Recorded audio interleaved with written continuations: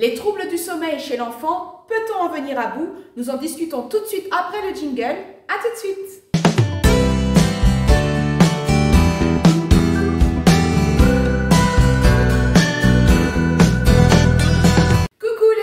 Heureuse de vous retrouver sur Heureux et épanoui en famille pour un nouveau sujet de réflexion et même sujet d'ordre pratique parce qu'ils sont toujours pratiques nos sujets.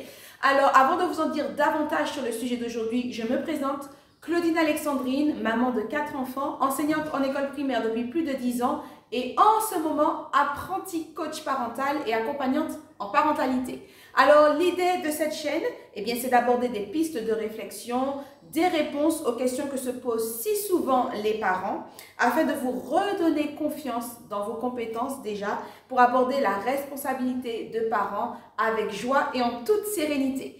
Voilà, donc si vous êtes nouveau sur la chaîne, je vous invite d'ores et déjà à vous abonner. Abonnez-vous et surtout cliquez sur la cloche des notifications. Comme cela, vous serez averti chaque fois que je sortirai une nouvelle vidéo.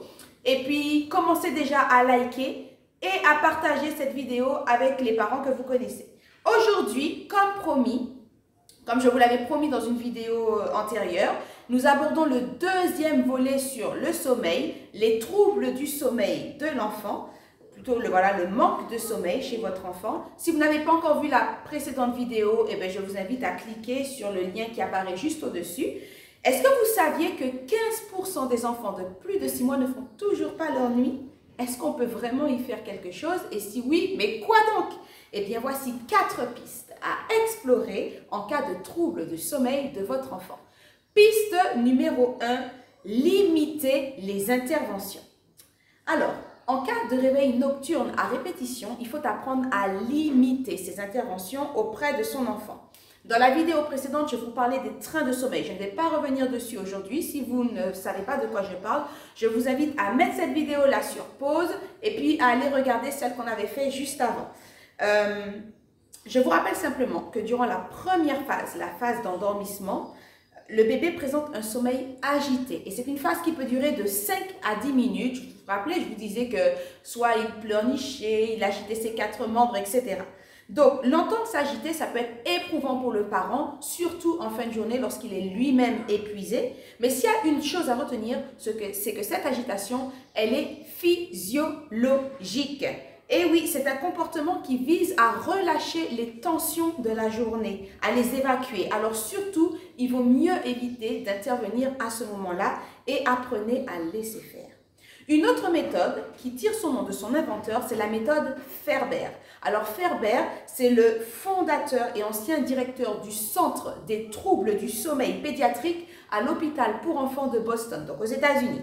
Il parle de la méthode des 5-10-15. Donc la méthode Ferber, c'est aussi la méthode qu'on appelle la méthode des 5-10-15. Alors cette méthode, elle s'applique aux enfants de plus de 9 mois. En quoi consiste-t-il? Il s'agit de coucher l'enfant dans son lit avant qu'il ne soit endormi et à le laisser s'endormir tout seul. Puis, s'il se réveille et qu'il commence à pleurer, attendre 5 minutes avant d'intervenir. Ensuite, après l'intervention, on repart. S'il se réveille à nouveau, cette fois-ci, on va attendre 10 minutes. Et puis, si ça arrive une troisième fois, on attendra 15 minutes. Alors, vous l'aurez compris, il recommande d'espacer graduellement les interventions du parent auprès de son enfant pour favoriser l'autonomie de son enfant dans l'endormissement. Si le timing 5, 10, 15 vous met personnellement en stress, sous tension, vous pouvez adapter la méthode et adopter plutôt un timing de 3, 8, 12. Ça convient aussi. L'important, c'est de respecter l'espacement croissant des interventions et surtout de persévérer dans l'application de la méthode. Effectivement, ça ne va pas marcher dès le premier soir. D'accord? Donc, si vous êtes rigoureux pendant 3 jours, voire une semaine, vous commencerez certainement à avoir les effets de cette méthode Ferber. Deuxième piste, tenez un agenda du sommeil. Parfois, les parents craignent que leurs enfants ne souffrent de problèmes de troubles du sommeil et le meilleur moyen de le vérifier, c'est de tenir un agenda du sommeil. Alors, qu'est-ce que c'est que ça? Ça consiste tout simplement à noter les faits de sommeil de votre enfant. Qu'est-ce que j'entends par les faits de sommeil? Ce sont ses plages de sommeil, les activités qu'il avait pendant la phase d'endormissement. Est-ce qu'il était en train de pleurer? Est-ce qu'il était en train de jouer? Est-ce qu'il était en train de téter? Bref, de tout noter. Et puis aussi de noter les signes, quels ont été les signes de fatigue. Vous tenez cet agenda pendant une semaine environ et ensuite vous faites les comptes. Vous faites les comptes de la durée totale de sommeil pour chaque jour et puis vous comparez avec ce qui est recommandé, ce qui est préconisé en fonction de l'âge de votre enfant.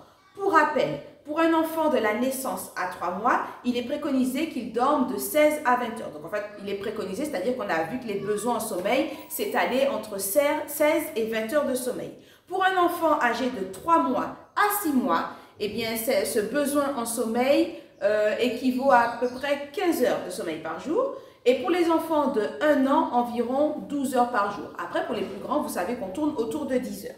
Donc voilà, lorsque vous ferez la comparaison entre ce que vous aurez noté et puis les recommandations, il se peut que vous voyez que finalement le sommeil de votre enfant est éclaté. Ces plages de sommeil sont éclatées sur les 24 heures, mais qu'elles correspondent au temps nécessaire de sommeil par jour.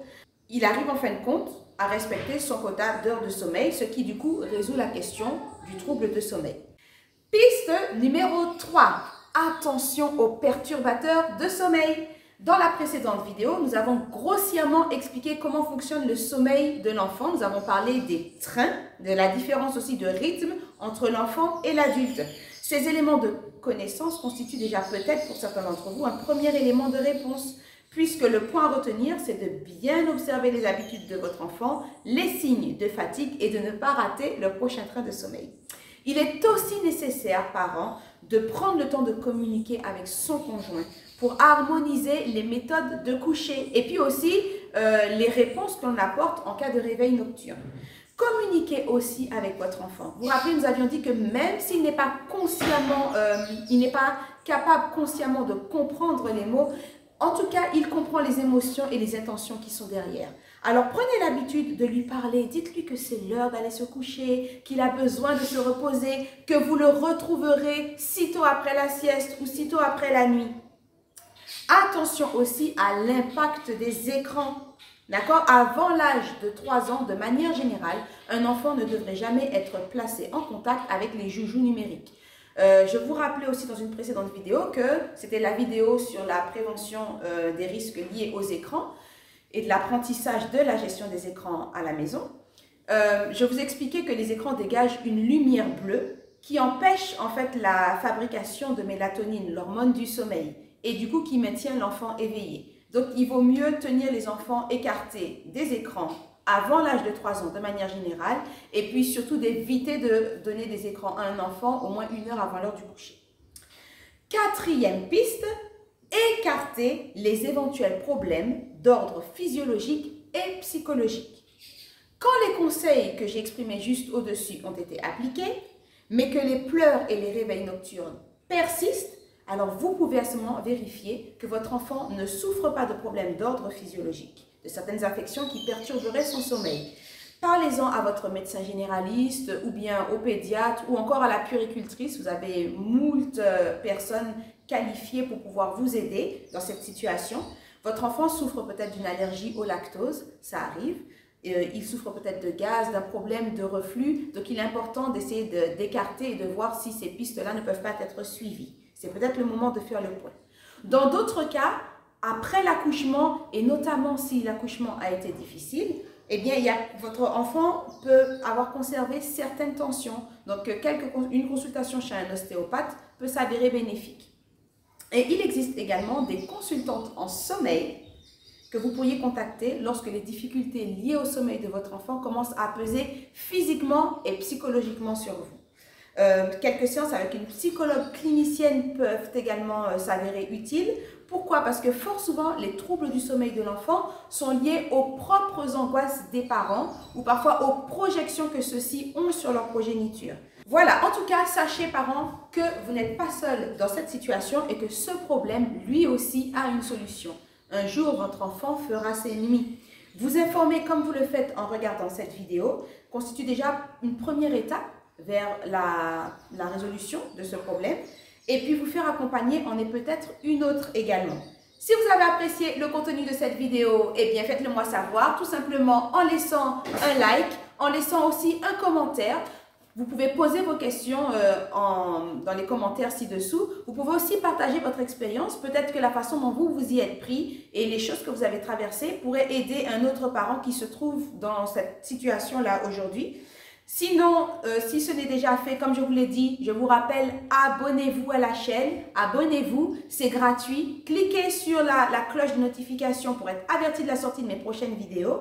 Et n'oubliez pas que vos foyers peuvent rayonner de joie, de bonheur, d'épanouissement, de santé. Ils peuvent être ce que Dieu a voulu en créant la famille, c'est-à-dire un coin du ciel sur la terre. Pour cela, engagez-vous à semer une graine d'amour chaque jour au quotidien. Pour moi, aujourd'hui, j'ai commencé à le faire. Alors, je vous fais de gros bisous et vous dis à bientôt pour de nouvelles aventures sur Heureux et épanoui en famille. Bye bye!